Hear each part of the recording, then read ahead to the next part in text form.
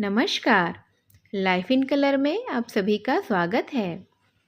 आज हम सुनते हैं कलम के जादूगर मुंशी प्रेमचंद जी की लोकप्रिय कहानी दो सखियाँ। प्यारी बहन, जब से यहाँ आई हूँ तुम्हारी याद सताती रहती है।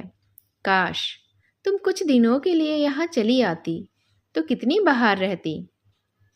मैं तुम्हें अपने विनोद से मिलाती। क्या यह संभव नहीं है? तुम्हारे माता पिता क्या तुम्हें इतनी आज़ादी भी ना देंगे? मुझे तो आश्चर्य यही है कि बेड़ियां पहनकर तुम कैसे रह सकती हो। मैं तो इस तरह घंटे भर भी नहीं रह सकती। ईश्वर को धन्यवाद देती हूँ कि मेरे पिताजी पुरानी लकीर पीटने वालों में नहीं हैं। वह उन नवीन आदर्शों के भक्त हैं जिन्होंने नारी जीवन को स्वर्ग बना दिया है।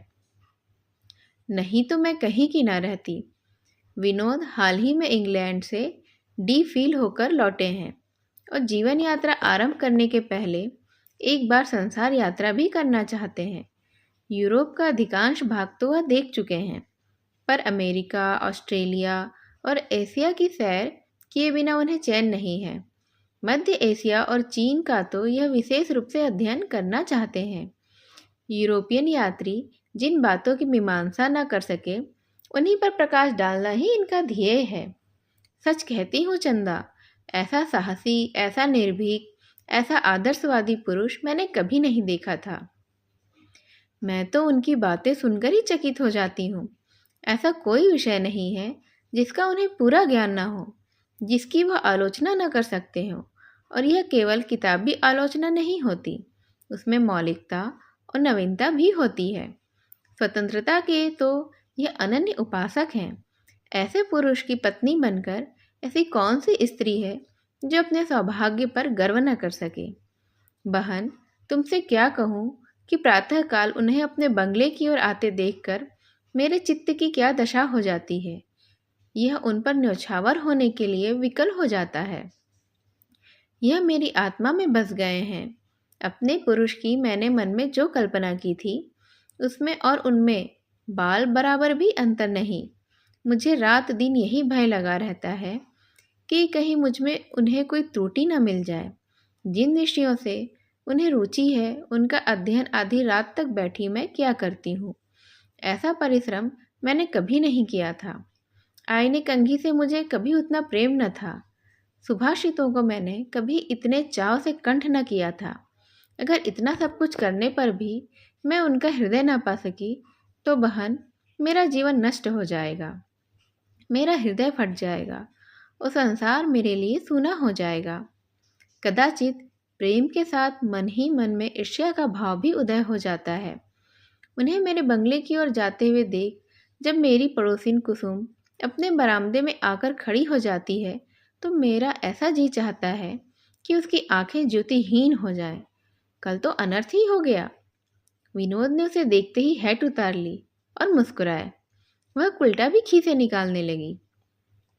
ईश्वर सारी विपत्तियां दे पर मिथ्याभिमान न दे। चुड़ैलों की सी तो आपकी सूरत है, पर अपने को अप्सरा समझती है। आप कविता करती है और कई पत्रिकाओं में उनकी कविताएं छप गई हैं। बस आप जमीन पर पाँव भी नहीं रखती है। सच कहती हूँ, थोड़ी देर के लिए विनोद पर से मेरी श्रद्धा उठ गई। ऐसा आवेश होता था कि चलकर कुसुम का मुंह नोच लूं। खैरियत हुई कि दोनों में बातचीत ना हुई। पर विनोद आकर बैठे तो आधे घंटे तक मैं ना उनसे बोल सकी। जैसे उनके शब्दों में वह जादू ही ना था, वाणी में वह रस ही ना था। तब से अब तक मेरे चित्त की व्याग्रता शांत नहीं हुई है। रात भर मुझे नींद नहीं आई। वही दृश्य आंखों के सामने बार बार आता था। कुसुम को लज्जित करने के लिए कितने मंसूबे बांध चुकी हूँ। अगर यह भय ना होता कि विनोद मुझे ओछी और हल्की समझेंगे तो मैं उनसे अपने मनोभावों को स्पष्ट कर देती। मैं संपूर्णतः उनकी होकर उन्हें संपूर्णतः अपना बनाना चाहती हूँ। मुझे विश्वास है कि संसार का सबसे रूपवान युवक मेरे सामने आ जाए तो मैं उसे आंख उठाकर भी ना देखूंगी। विनोद के मन में मेरे प्रति यह भाव क्यों नहीं है? चंदा, प्यारी बहन, एक सप्ताह के लिए आ जा। तुझसे मिलने के लिए मन अधीर हो रहा है। मुझे इस समय तेरी सलाह और सहानुभूति की बड़ी ज़रूरत है। यह मेरे जीवन का सबसे नाजुक समय है। इन्हीं 10-5 दिनों में या तो पारस हो जाऊंगी या मिट्टी। लो 7 बज गए और अभी बाल तक नहीं बनाए हैं। विनोद के आने का समय है। अब विदा होती हूँ। कहीं आज फिर अभागिनी कुसुम अपने बरामदे में ना खड़ी हो। अभी से दिल काँप रहा है। कल तो यह सोचकर मन को समझाया था कि यूं ही सरल भाव से वह हंस पड़ी होगी। आज भी अगर वही दृश्य सामने आया तो उतनी आसानी से मन को मैं समझा न सकूंगी। तुम्हारी पद्मा। प्रिय पद्मा, भला एक युग के बाद तुम्हें मेरी सुधि तो आई। मैंने तो समझा था शायद तुमने परलोक यात्रा कर ली है। यह उस निष्ठुरता का दंड ही है जो कुसुम तुम्हें दे रही है। 15 अप्रैल को कॉलेज बंद हुआ और 1 जुलाई को आप खत लिखती हैं, पूरे 2.5 महीने बाद, वह भी कुसुम की कृपा से। जिस कुसुम को तुम कोस रही हो उसे मैं आशीर्वाद दे रही हूँ। वह दारुण दुख की भांति तुम्हारे रास्ते में ना खड़ी होती तो तुम्हें क्यों कर मेरी याद आती। खैर, विनोद की तुमने जो तस्वीर खींची वह बहुत ही आकर्षक है और मैं ईश्वर से मना रही हूँ वह दिन जल्द आए कि मैं उनसे बहनोई के नाते मिल सकूं। मगर देखना कहीं सिविल मैरिज ना कर बैठना। विवाह हिंदू पद्धति के अनुसार ही हो। हाँ, तुम्हें अख्तियार है। जो सैकड़ों बेहुदा और व्यर्थ के कपड़े हैं उन्हें निकाल डालो। एक सच्चे विद्वान पंडित को अवश्य बुलाना। इसलिए नहीं कि वह तुमसे बात बात पर टके निकलवाए, बल्कि इसलिए कि वह देखता रहे कि वह सब कुछ शास्त्र विधि से हो रहा है या नहीं। अच्छा, अब मुझसे पूछो कि इतने दिनों क्यों चुप्पी साधे बैठी रही। मेरे ही खानदान में इन 2.5 महीनों में 5 शादियां हुई। बारातों का तो तांता लगा रहा। ऐसा शायद ही कोई दिन गया हो कि 100 मेहमान से कम रहे हों। और जब बारात आ जाती थी तब तो उनकी संख्या 500-500 तक पहुंच जाती थी। ये 5 लड़कियां मुझसे छोटी हैं और मेरा बस चलता तो अभी 3-4 साल तक ना बोलती, लेकिन मेरी सुनता कौन है। और विचार करने पर मुझे भी ऐसा मालूम होता है कि माता पिता का लड़कियों के विवाह के लिए जल्दी करना कुछ अनुचित नहीं है। जिंदगी का कोई ठिकाना भी तो नहीं ना। अगर माता पिता अकाल मर जाएं तो लड़की का विवाह कौन करेगा। भाइयों का क्या भरोसा। अगर पिता ने काफ़ी दौलत छोड़ी है तो कोई बात नहीं है, लेकिन जैसा साधारणता होता है पिता ऋण का भार छोड़ गए तो बहन भाइयों पर भार हो जाती है। यह भी अन्य कितने ही हिंदू रस्मों की भांति आर्थिक समस्या है और जब तक हमारी आर्थिक दशा न सुधरेगी यह रस्म भी नहीं मिटेगी। अब मेरे बलिदान की बारी है। आज के 15वें दिन यह घर मेरे लिए विदेश हो जाएगा। 2-4 महीनों के लिए आऊँगी तो मेहमानों की तरह। मेरे विनोद बनारसी हैं, अभी कानून पढ़ रहे हैं। उनके पिता नामी वकील हैं। सुनती हूँ कई गांव हैं, कई मकान हैं, अच्छी मर्यादा है। मैंने अभी तक वर को नहीं देखा। पिताजी ने मुझसे पूछवाया था कि इच्छा हो तो वर को बुला दूँ, पर मैंने कह दिया कोई ज़रूरत नहीं है। कौन घर में बहू बने यह तकदीर का ही सौदा है। न पिताजी ही किसी के मन में बैठ सकते हैं और न ही मैं। अगर 2-1 बार देख ही लेती, नहीं मुलाकात ही कर लेती, तो क्या हम दोनों एक दूसरे को परख लेते। यह किसी तरह संभव भी नहीं है। ज़्यादा से ज़्यादा हम एक दूसरे का रूप रंग ही देख सकते हैं। इस विषय में मुझे विश्वास है कि पिताजी मुझसे कम संयत नहीं है। मेरे दोनों बड़े बहनोई सौंदर्य के पुतले ना हो, पर कोई रमणी उन्हें घृणा नहीं कर सकती। मेरी बहनें उनके साथ आनंद से जीवन बिता रही हैं। फिर पिताजी मेरे ही साथ क्यों अन्याय करेंगे। यह मैं मानती हूँ कि हमारे समाज में कुछ लोगों का वैवाहिक जीवन सुखकर नहीं होता, लेकिन संसार में ऐसा कौन समाज है जिसमें दुखी परिवार ना हो। और फिर हमेशा पुरुषों का ही दोष नहीं होता है, बहुधा स्त्रियां ही विष का गांठ होती हैं। मैं तो विवाह को सेवा और त्याग का व्रत समझती हूँ और इसी भाव से उसका अभिवादन करती हूँ। हाँ, मैं तुम्हें विनोद से छीनना तो नहीं चाहती, लेकिन अगर 20 जुलाई तक तुम 2 दिन के लिए आ सको तो मुझे जिला लो। ज्यों ज्यों इस व्रत का दिन निकट आ रहा है, मुझे एक अज्ञात शंका हो रही है। मगर तुम खुद बीमार हो, मेरी दवा क्या करोगी? ज़रूर आना बहन, तुम्हारी चंदा। प्यारी चंदा, सैकड़ों बातें लिखनी हैं, किस क्रम से शुरू करूं? समझ में नहीं आता। सबसे पहले तुम्हारे विवाह के शुभ अवसर पर न पहुंच सकने के लिए मैं क्षमा चाहती हूँ। मैं आने का निश्चय कर चुकी थी। मैं और प्यारी चंदा के स्वयंवर में न जाऊं, मगर उसके ठीक 3 दिन पहले विनोद ने अपना आत्मसमर्पण करके मुझे ऐसा मुग्ध कर दिया, फिर मुझे किसी की सुधि ही न रही। आह, वे प्रेम के अंतःस्थल से निकले हुए उष्ण, आवेशमय और कंपित शब्द अभी तक कानों में मेरे गूंज रहे हैं। मैं खड़ी थी और विनोद मेरे सामने घुटने टेके हुए प्रेरणा, विनय और आग्रह के पुतले बने बैठे थे। ऐसा अवसर जीवन में एक ही बार आता है, केवल एक बार, मगर उसकी मधुर स्मृति किसी स्वर्ग संगीत की भांति जीवन के तार तार में व्याप्त रहता है। तुम उस आनंद का अनुभव कर सकोगी। मैं रोने लगी, कह नहीं सकती मन में क्या क्या भाव आए, पर मेरी आंखों में आंसुओं की धारा बहने लगी। कदाचित यही आनंद की चरम सीमा है। मैं कुछ कुछ निराश हो चली थी। 3-4 दिन से विनोद को आते जाते कुसुम से बातें करते देखती थी। कुसुम नित नए आभूषणों से सजी रहती थी। और क्या कहूँ, एक दिन विनोद ने कुसुम की एक कविता मुझे सुनाई, पर एक एक शब्द पर सिर धुनते रहे। मैं मानिनी तो हूँ ही।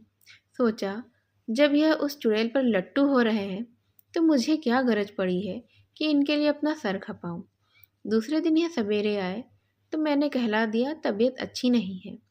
जब उन्होंने मुझसे मिलने के लिए आग्रह किया, तब विवश होकर मुझे कमरे में आना पड़ा। मन में निश्चय करके आई थी, साफ कह दूंगी अब आप न आया कीजिए। मैं आपके योग्य नहीं हूँ। मैं कवि नहीं, विदुषी नहीं, सुभाषिणी भी नहीं।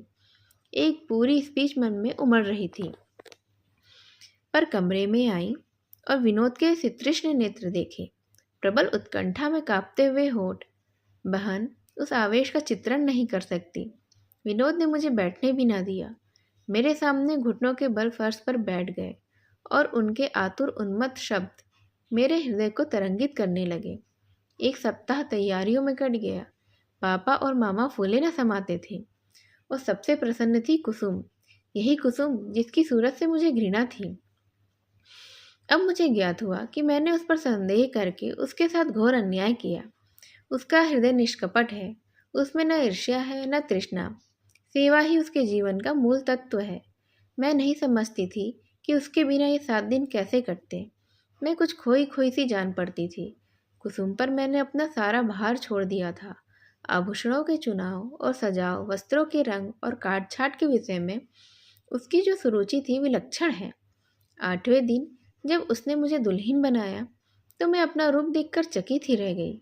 मैंने अपने को कभी ऐसी सुंदरी न समझा था। गर्व से मेरी आंखों में नशा सा छा गया। उसी दिन संध्या समय विनोद और मैं 2 भिन्न जलधाराओं की भांति संगम पर मिलकर अभिन्न हो गए। विहार यात्रा की तैयारी पहले ही से हो चुकी थी। प्रातःकाल हम मसूरी के लिए रवाना हो गए। कुसुम हमें पहुंचाने के लिए स्टेशन तक आई और विदा होते समय बहुत रोई। उसे साथ ले चलना चाहती थी, पर न जाने क्यों वह राजी न हुई। मसूरी रमणीक है, इसमें संदेह नहीं। श्यामवर्ण मेघमालाएं पहाड़ियों पर विश्राम कर रही हैं। शीतल पवन आशा तरंगों की भांति चित्त का रंजन कर रहा है। मुझे ऐसा विश्वास है कि विनोद के साथ मैं किसी निर्जन वन में भी इतने ही सुख से रहती। उन्हें पाकर अब मुझे किसी वस्तु की लालसा नहीं। बहन, तुम इस आनंदमय जीवन की शायद कल्पना भी न कर सकोगी। सुबह हुई, नाश्ता आया। हम दोनों ने नाश्ता किया। डांडी तैयार है। 9 बजते बजते सैर करने निकल गए। किसी जलप्रपात के किनारे जा बैठे। वहाँ जल प्रवाह का मधुर संगीत सुन रहे हैं या किसी शिलाखंड पर बैठे मेघों की व्योम क्रीड़ा देख रहे हैं। 11 बजते बजते लौट आए। भोजन किया। मैं पियानो पर जा बैठी। विनोद को संगीत से प्रेम है, खुद बहुत अच्छा गाते हैं और मैं गाने लगती हूँ तब तो वह झूमने ही लगते हैं। तीसरे पहर हम 1 घंटे के लिए विश्राम करके खेलने या कोई खेल देखने ही चले जाते हैं। रात को भोजन करने के बाद थिएटर देखते हैं और वहाँ से लौटकर शयन करते हैं। न सास की घुड़कियाँ हैं, न ननंदों की कानाफूसी, न जेठानियों के ही ताने। पर इस सुख में भी मुझे कभी कभी एक शंका सी होती है। फूल में कोई कांटा तो नहीं छिपा हुआ है? प्रकाश के पीछे कहीं अंधकार तो नहीं है? मेरी समझ में ही नहीं आता ऐसी शंका क्यों होती है। अरे, यह लोग 5 बज गए। विनोद तैयार हैं। आज टेनिस का मैच देखने जाना है। मैं भी जल्दी से तैयार हो जाऊं। शेष बातें बाद में लिखूंगी। हाँ, एक बात तो भूल ही जा रही हूँ। अपने विवाह का समाचार लिखना। पतिदेव कैसे हैं, रूप रंग कैसा है, ससुराल गई या अभी भी मायके में ही हो। ससुराल गई तो वहाँ के अनुभव अवश्य लिखना। तुम्हारी खूब नुमाइश हुई होगी। घर, कुटुंब और मोहल्ले की महिलाओं ने घूंघट उठा उठा कर खूब मुँह देखा होगा। खूब परीक्षा हुई होगी। ये सभी बातें विस्तार से लिखना। देखें कब फिर मुलाकात होती है। तुम्हारी पद्मा। प्यारी पद्मा, तुम्हारा पत्र पढ़कर चित्त को बड़ी शांति मिली। तुम्हारे न आते ही मैं समझ गई थी कि विनोद बाबू तुम्हें हर ले गए, मगर यह न समझी थी कि तुम तो मसूरी पहुंच गई हो। अब उस आमोद प्रमोद में भला गरीब चंदा क्यों याद आने लगी। अब मेरी समझ में आ रहा है कि विवाह के लिए नए और पुराने आदर्श में क्या अंतर है। तुमने अपनी पसंद से काम लिया, सुखी हो। मैं लोकलाज की दासी बनी रही, नसीबों को रो रही हूँ। अच्छा, अब मेरी भी बातें सुनो। अब मेरी बीती भी सुन लो। दान दहेज के टंटे से तो मुझे कुछ मतलब है नहीं। पिताजी ने बड़ा ही हृदय उदार पाया है, खूब दिल खोल कर दिया होगा। मगर द्वार पर बारात आते ही मेरी अग्नि परीक्षा शुरू हो गई। कितनी उत्कंठा थी वह दर्शन की, पर देखूं कैसे? कुल की नाक न कट जाएगी। द्वार पर बारात आई, सारा जमाना वर को घेरे हुए था। मैंने सोचा छत पर से देखूं। छत पर गई, पर वहां से भी कुछ न दिखाई दिया।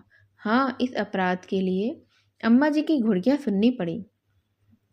मेरी जो बात इन लोगों को अच्छी नहीं लगती, उसका दोष मेरी शिक्षा के माथे मढ़ा जाता है।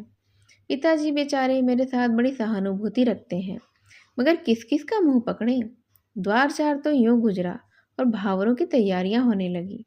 जनवासे से गहनों और कपड़ों का थाल आया। बहन, सारा घर, स्त्री पुरुष सब उस पर कुछ इस तरह टूटे मानो इन लोगों ने कभी कुछ देखा ही नहीं। कोई कहता है कंठा तो लाए ही नहीं, कोई हार के नाम को रोता है। अम्मा जी तो सचमुच रोने लगी, मानो मैं डुबा दी गई हूँ।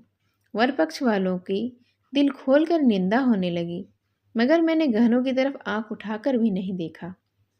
हाँ, जब कोई वर के विषय में कोई बात करता था तो मैं तन्मय होकर सुनने लगती थी। मालूम हुआ दुबले पतले आदमी हैं, रंग सांवला है, आंखें बड़ी बड़ी हैं और हंसमुख हैं। इन सूचनाओं से दर्शनोत्कंठा और भी प्रबल होती थी। भावरों का मुहूर्त ज्यों ज्यों समीप आता था, मेरा चित्त व्यग्र होता जाता था। अब तक यद्यपि मैंने उनकी झलक भी न देखी थी, पर मुझे उनके प्रति एक अभूतपूर्व प्रेम का अनुभव हो रहा था। इस वक्त यदि मुझे मालूम हो जाता कि उनके दुश्मनों को कुछ हो गया है और मैं बावली हो जाती। अभी तक मेरा उनसे साक्षात भी नहीं हुआ है, मैंने उनकी बोली तक नहीं सुनी है, लेकिन संसार का सबसे रूपवान पुरुष भी मेरे चित्त को आकर्षित नहीं कर सकता।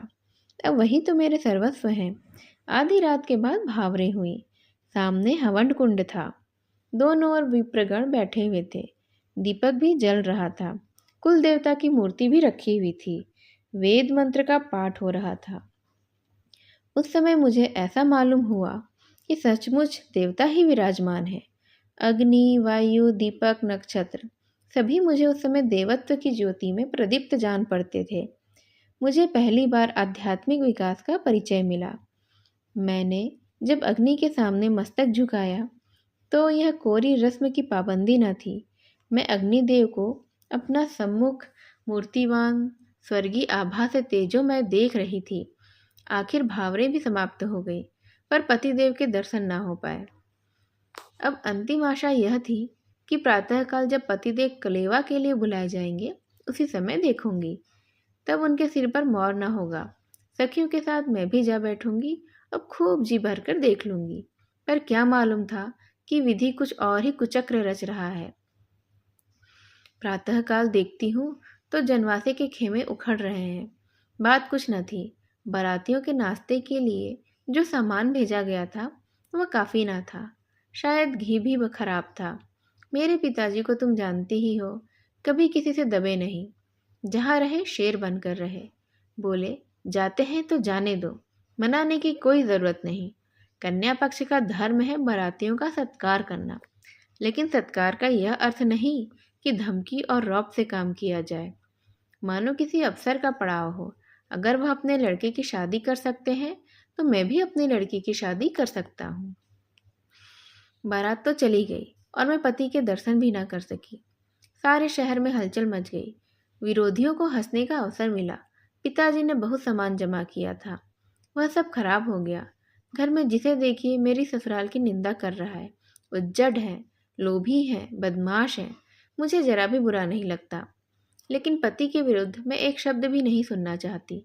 एक दिन अम्मा जी बोली, लड़का भी बेसमझ है, दूध पीता बच्चा नहीं है, कानून पढ़ता है, मुझ दाढ़ी आ गई है। उसे अपने बाप को समझाना चाहिए था कि आप लोग क्या कर रहे हैं, मगर वह भी भीगी बिल्ली बना रहा। मैं सुनकर तिलमिला उठी। कुछ बोली तो नहीं, पर अम्मा जी को मालूम ज़रूर हो गया कि इस विषय में मैं उनसे सहमत नहीं हूँ। मैं तुम्ही से पूछती हूँ बहन, जैसी समस्या उठ खड़ी हुई थी उसमें उनका क्या धर्म था? अगर वह अपने पिता और अन्य संबंधियों का कहना न मानते तो उनका अपमान न होता। उस वक्त उन्होंने वही किया जो उचित था, मगर मुझे विश्वास है कि ज़रा मामला ठंडा होने पर वह आएंगे। मैं अभी से उनकी राह देखने लगी हूँ। डाकिया चिट्ठी लाता है तो दिल में धड़कन होने लगती है। शायद उनका पत्र भी हो। जी में बार बार आता है, क्यों ना मैं ही एक खत लिखूं, मगर संकोच में पढ़कर रह जाती हूँ। शायद मैं कभी ना लिख सकूंगी। मान नहीं है, केवल एक संकोच है। पर हाँ, अगर 10-5 दिन और उनका पत्र ना आया या वह खुद ना आए तो संकोच मान का रूप धारण कर लेगा। क्या तुम्हें उन्हें एक चिट्ठी नहीं लिख सकती? सब खेल बन जाएगा। क्या मेरी इन खातिर भी न करोगी? मगर ईश्वर के लिए उस खत में कहीं यह न लिख देना कि चंदा ने प्रेरणा की है। क्षमा करना, ऐसी भद्दी गलती की। तुम्हारी ओर से शंका करके मैं तुम्हारे साथ अन्याय कर रही हूँ, मगर मैं समझदार थी ही कब। तुम्हारी चंदा। प्यारी चंदा, मैंने तुम्हारा खत पाने के दूसरे ही दिन काशी खत लिख दिया था। उसका जवाब भी मिल गया। शायद बाबूजी ने तुम्हें खत लिखा हो। कुछ पुराने ख्याल के आदमी हैं। मेरी तो उनसे एक दिन भी न निपटी। हाँ, तुमसे निभ जाएगी यदि मेरे पति ने मेरे साथ यह बर्ताव किया होता। अकारण मुझसे रूठे होते तो मैं जिंदगी भर उनकी सूरत न देखती। अगर कभी आते भी तो कुत्तों की तरह दुत्कार देती। पुरुष पर सबसे बड़ा अधिकार उसकी स्त्री का है।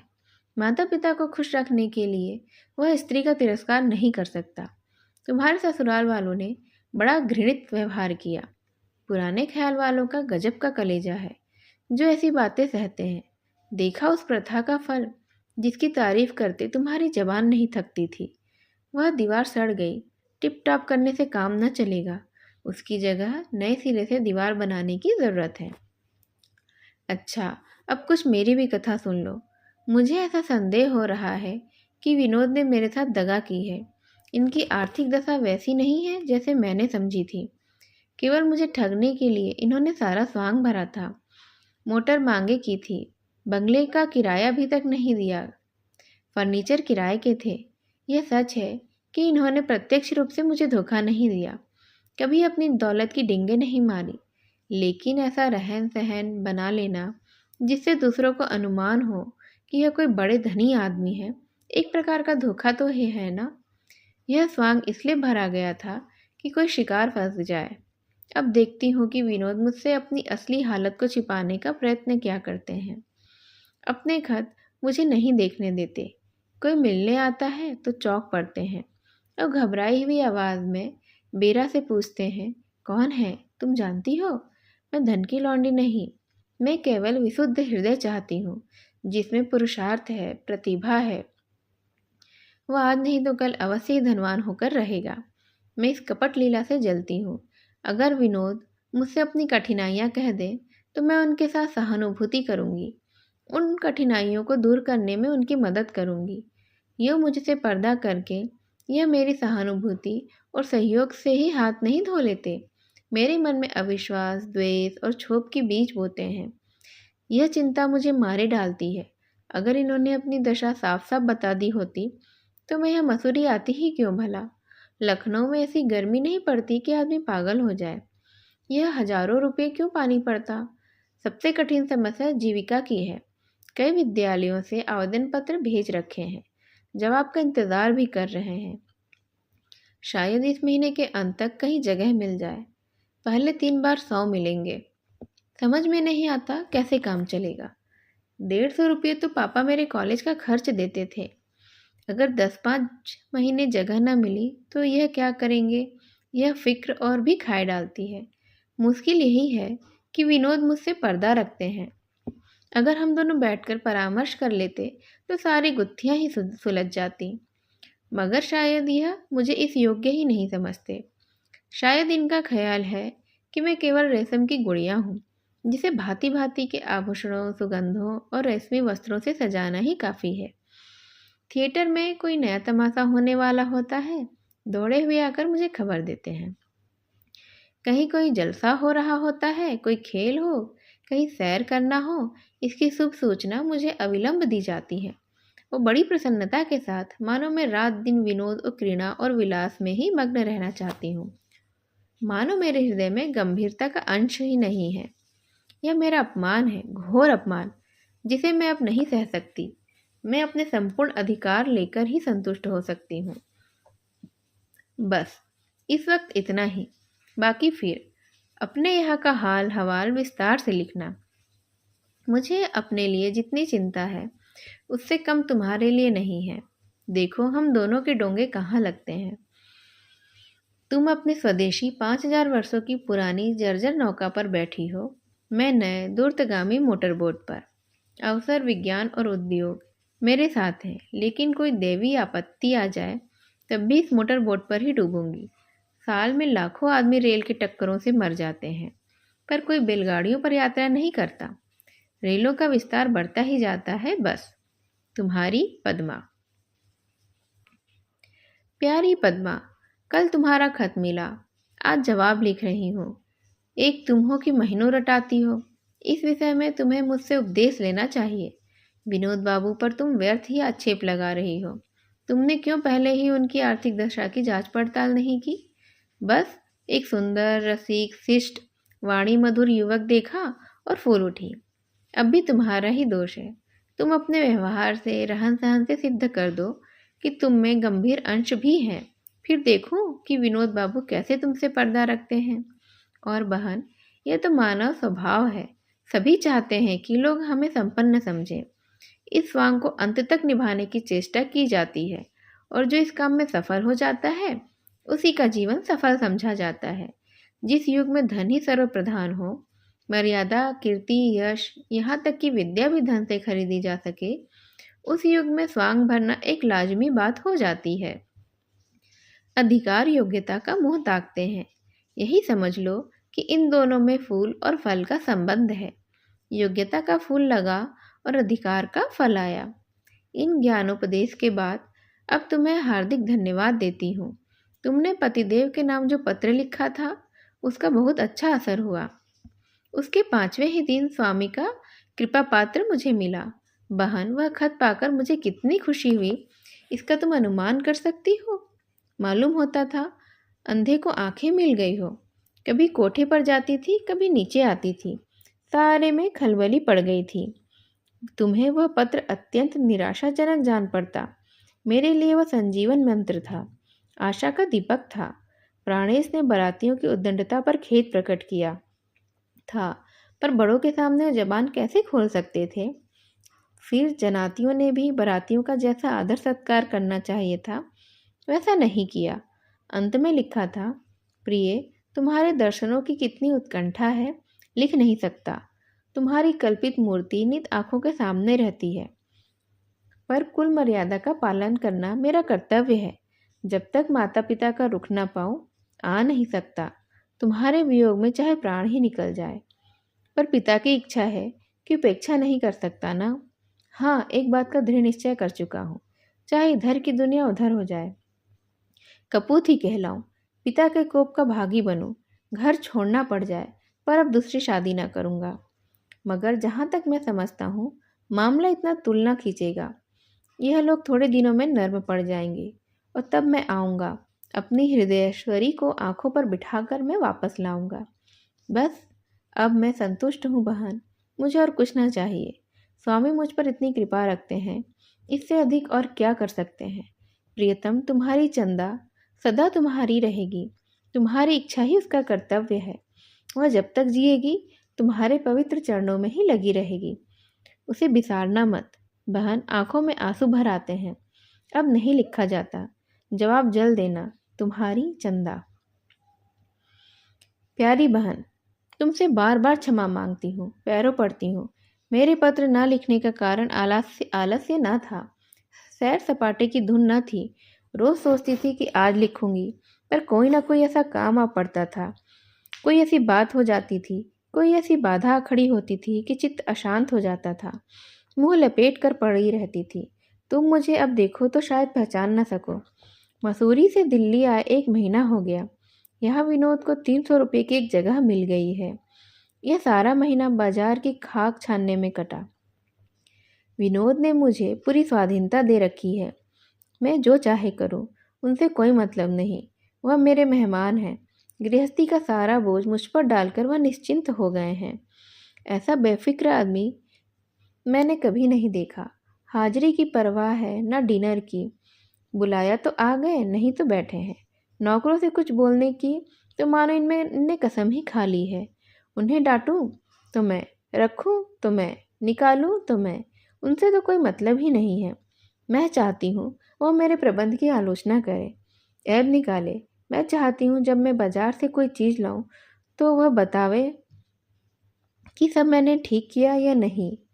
मैं चाहती हूँ महीने के खर्च का बजट बनाते समय मेरे और उनके बीच में खूब बहस हो, पर इन अरमानों में से एक भी पूरा नहीं होता। मैं नहीं समझती इस तरह कोई स्त्री कहाँ तक गृह प्रबंध में सफल हो सकती है। विनोद के इस संपूर्ण आत्मसमर्पण ने मेरी निज की जरूरतों के लिए कोई गुंजाइश ही नहीं रखी। अपने शौक की चीज़ें खुद खरीद कर लाते बुरा मालूम होता है, कम से कम मुझसे नहीं हो सकता। मैं जानती हूँ मैं अपने लिए कोई चीज़ लाऊं तो वह नाराज ना होंगे। नहीं, मुझे विश्वास है खुश ही होंगे, लेकिन मेरा जी चाहता है मेरे शौक श्रृंगार की चीज़ें वह खुद लाकर मुझे दें। उनसे लेने में जो आनंद है वह खुद जाकर लाने में नहीं है। पिताजी अब भी मुझे 100 रुपये महीना देते हैं और उन रुपयों को मैं अपनी ज़रूरतों पर खर्च कर सकती हूँ, पर न जाने क्यों मुझे यह भय होता है कि कहीं विनोद समझे कि मैं उनके रुपये खर्च किए डालती हूँ। जो आदमी किसी बात पर नाराज़ ना ही हो सकता, वह किसी बात पर खुश भी नहीं हो सकता। मेरी समझ में ही नहीं आता वह किस बात से खुश और किस बात से नाराज़ होते हैं। बस मेरी दशा उस आदमी की सी है जो बिना रास्ता जाने इधर उधर भटकता फिरे। तुम्हें याद होगा, हम दोनों कोई गणित का प्रश्न लगाने के बाद कितनी उत्सुकता से उसका जवाब देखते थे। जब हमारा जवाब किताब के जवाब से मिल जाता था तो हमें कितना हार्दिक आनंद मिलता था। मेहनत सफल हुई, इसका विश्वास भी हो जाता था। जिन गणित के प्रश्नों में उत्तर न लिखे होते थे, उनके प्रश्न हल करने की तो हमारी इच्छा ही नहीं होती थी। सोचते थे मेहनत अकारत जाएगी। मैं रोज़ प्रश्न हल करती हूँ, पर नहीं जानती कि जवाब ठीक निकला है या नहीं निकला है। सोचो मेरे चित्त की क्या दशा होगी। एक हफ्ता होता है, लखनऊ की मिस रिंग से भेंट हो गई। वह लेडी डॉक्टर है और मेरे घर बहुत आती जाती हैं। किसी का सिर भी धमका और मिस रिंग बुलाई गई। पापा जब मेडिकल कॉलेज में प्रोफेसर थे तो उन्होंने इस मिस रिंग को पढ़ाया था। उसका एहसान वह अब भी मानती है। यहाँ उन्हें देखकर भोजन का निमंत्रण न देना अशिष्टता की हद होती। मिस रिंग ने दावत मंजूर कर ली। उस दिन मुझे जितनी कठिनाई हुई वह बयान नहीं कर सकती। मैंने कभी अंग्रेजों के साथ टेबल पर नहीं खाया था।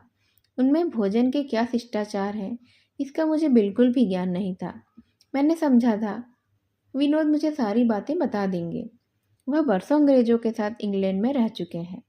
मैंने उन्हें मिस रिंग के आने की सूचना भी दे दी थी, पर उस भले आदमी ने मानो सुना ही नहीं।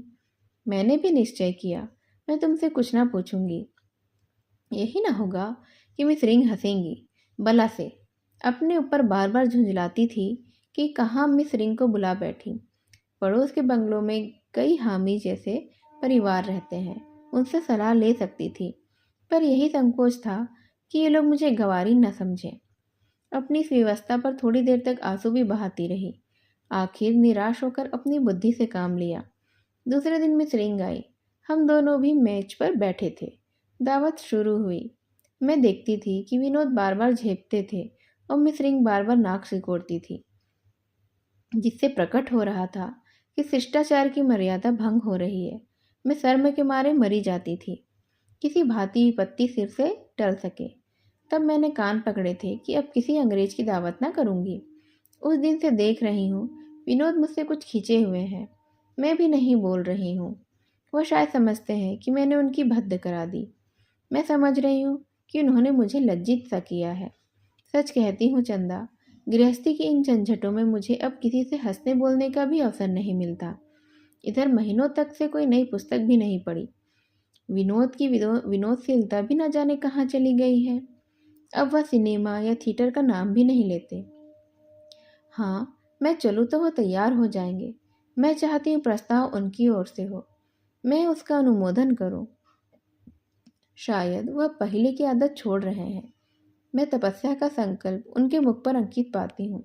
ऐसा जान पड़ता है अपने में गृह संचालन की शक्ति न पाकर उन्होंने सारा भार मुझ पर ही डाल दिया है। मसूरी में वो घर के संचालक थे। 2-2.5 महीने में 1500 खर्च किए। कहाँ से लाए यह मैं अब तक नहीं जानती। पास तो शायद कुछ ही नहीं, या कुछ रहा हो। संभव है किसी मित्र से ले लिया हो। 300 रुपये महीने की आमदनी में थिएटर और सिनेमा का जिक्र ही क्या। 50 रुपये तो मकान ही के निकल जाते हैं। मैं इस जंजाल से तंग आ गई हूँ। जी चाहता है विनोद से कह दूँ कि मेरे चला यह ठेला न चलेगा। आप तो 2-2.5 घंटा यूनिवर्सिटी में काम करके दिन भर चैन करते हैं, खूब टेनिस खेलते हैं, खूब उपन्यास पढ़ते हैं, खूब सोते हैं, और मैं सुबह से आधी रात तक घर के झंझटों में मरा करती हूँ। कई बार छोड़ने का विरोध किया, दिल में ठान कर इनके पास भी गई थी, लेकिन उनका सामीप्य मेरे सारे संयम, सारी ग्लानि, सारी विरक्ति को हर लेता है। उनका विकसित मुखमंडल, उनके अनुरक्त नेत्र, उनके कोमल शब्द मुझे मोहनी मंत्र सा डाल देते हैं। उनके एक आलिंगन में मेरी सारी वेदना विलीन हो जाती है। बहुत अच्छा होता अगर यह इतने रूपवान, इतने मधुर भाषी, इतने सौम्य ना होते। तब कदाचित मैं इनसे झगड़ बैठती, अपनी कठिनाइयाँ कह सकती। इस दशा में तो इन्होंने मुझे जैसे अपना भेड़ बना लिया है। मगर माया को तोड़ने का मौका तलाश रही हूँ। एक तरह से मैं अपना आत्मसम्मान भी खो बैठी हूँ। मैं क्यों हर बात में किसी की अप्रसन्नता से डरती हूँ? मुझ में क्यों यह भाव नहीं आता कि जो कुछ मैं कर रही हूँ वह ठीक है? मैं इतनी मुखापेक्षा क्यों करती हूँ? इस मनोवृत्ति पर मुझे विजय पाना है, चाहे कुछ हो। अब इस वक्त विदा होती हूँ। अपने यहाँ के समाचार जरूर लिखना। तुम्हारी पद्मा। प्यारी पद्मा, तुम्हारा पत्र पढ़कर मुझे कुछ दुख हुआ, कुछ हंसी सी आई और कुछ क्रोध भी आया। तुम क्या चाहती हो यह तुम्हें खुद ही नहीं मालूम। तुमने आदर्श पति पाया है, व्यर्थ की शंकाओं को मन में बसा रखा है और खुद को अशांत किया हुआ है। तुम स्वाधीनता चाहती थी, वह तुम्हें मिल गई। 2 आदमियों के लिए 300 रुपये कम नहीं होते। उस पर अभी तुम्हारे पापा भी 100 रुपये दिए जाते हैं। अब और क्या करना चाहिए तुम्हें भला? मुझे भय होता है कि तुम्हारा चित्त कुछ अव्यवस्थित हो गया है। मेरे पास तुम्हारे लिए सहानुभूति का एक शब्द भी नहीं है। मैं 15 तारीख को काशी आ गई। स्वामी स्वयं मुझे विदा कराने गए थे। घर से चलते समय बहुत रोई। पहले मैं समझती थी कि लड़कियां झूठ मूठ ही रोया करती हैं। मेरे लिए तो माता पिता का वियोग कोई नई बात न थी। गर्मी, दशहरा और बड़े दिन की छुट्टियों के बाद 6 सालों से इस वियोग का अनुभव कर रही हूँ। कभी आंखों में आंसू भी ना आते थे। सहेलियों से मिलने की खुशी होती थी, पर अब की तो ऐसा जान पड़ता था कि कोई हृदय को खींचे लेता है। अम्मा जी के गले लिपट कर तो मैं इतना रोई कि मुझे मूर्छा आ गई। पिताजी के पैरों पर लौट कर रोने की अभिलाषा मन में ही रह गई। हाय, वह रुदन का आनंद! उस समय पिता के चरणों पर गिरकर रोने के लिए मैं अपने प्राण तक दे देती। यही रोना आता था कि मैंने इनके लिए कुछ न किया। मेरा पालन पोषण करने में इन्होंने कितना कुछ कष्ट उठाया। मैं जन्म की रोगिणी हूँ, रोज ही बीमार रहती थी। अम्मा जी रात रात भर मुझे गोद में लिए बैठी रहती थीं। पिताजी के कंधों पर चढ़कर उचकने की याद मुझे अभी तक आती है। उन्होंने कभी मुझे कड़ी निगाह से नहीं देखा। मेरे सिर में दर्द हुआ और उनके हाथों के तोते उड़ जाते थे। 10 वर्ष की उम्र तक यूं ही चले गए। 6 साल देहरादून में गुजरे। अब जब इस योग्य हुई कि उनकी कुछ सेवा करूं, तो यूं झाड़कर अलग हो गई। कुल 8 महीने तक उनके चरणों की सेवा कर सकी, और यही 8 महीने मेरे जीवन की निधि हैं।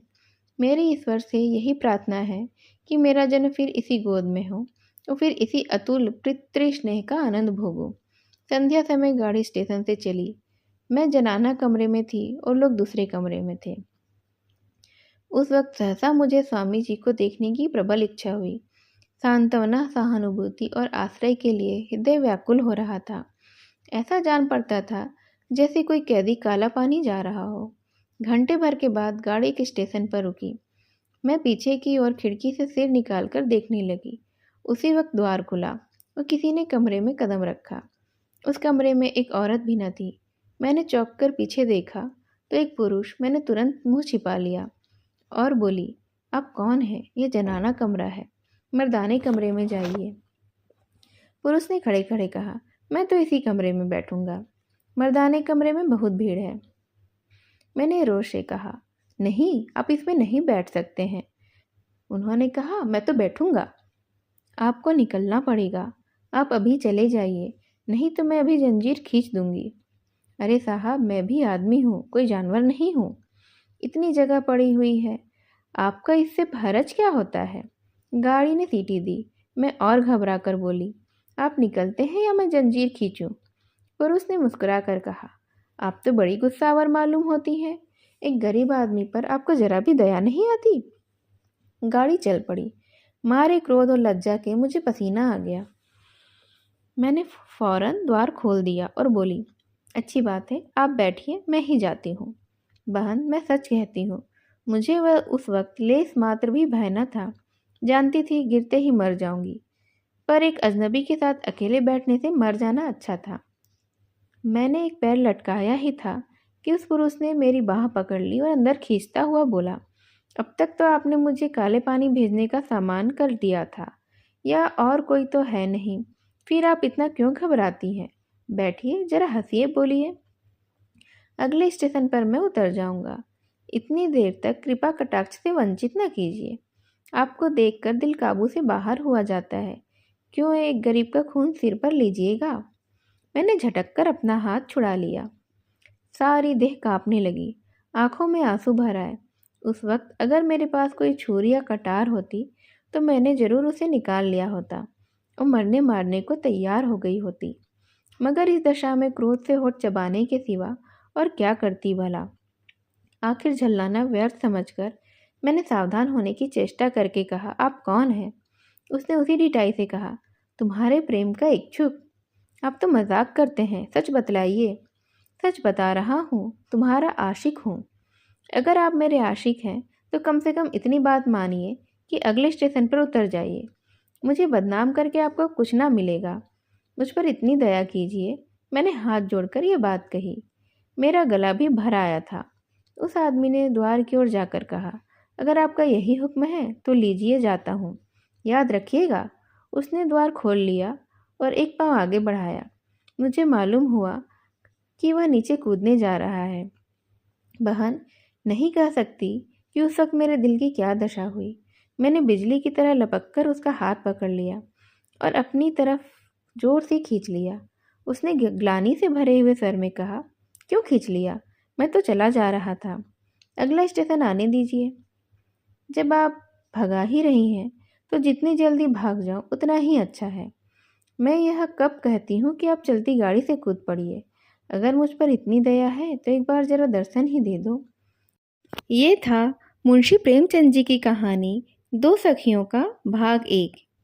इसका अगला भाग सुनने के लिए आप हमें सब्सक्राइब करें और थोड़ा इंतज़ार करिए। तब तक के लिए धन्यवाद। नमस्कार।